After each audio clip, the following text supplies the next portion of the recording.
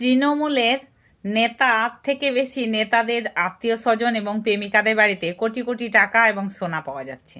আমি ভেবে পাচ্ছি না তারা কি না জানি ব্যবসা এবং চাকরি করে, সারা দিন রাত কাজ করেও কি এত টাকা ইনকাম করা যায়। আমাদের প্রধানমন্ত্রীকে তোমরা তো বলেছো চাওয়ালার ছেলে, উনার কাছে তো টাকা পাওয়ার কোনো সম্ভাবনা নেই, ওনার কাছে তো টাকা নেই সত্যি কথায়।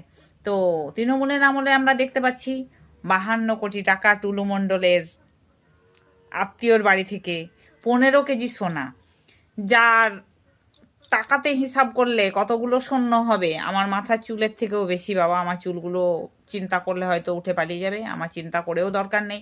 তোমাদের যাদের ভাবা উচিত তারা ভাবো যে এই যে টাকাগুলো আমাদের সকলের টাকা, এগুলো জনসাধারণের টাকা, যেগুলোকে ট্যাক্স দেওয়া উচিত ছিল, সেই সমস্ত টাকাগুলো নিয়ে আজকে কিভাবে কোথায় কোথায় লুকিয়ে রেখেছে এবং কিভাবে দুর্নীতি হয়েছে, সেগুলো কি করা উচিত ছিল, এখনও কি করা উচিত, সেগুলো তোমাদের ভাবা উচিত।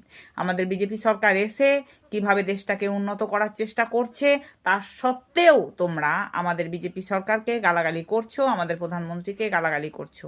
কোনটা উচিত কি কোনটা অনুচিত সেটাও তোমাদের ভাবার কোনো সময় মনে হয় নেই তোমাদের হাতে।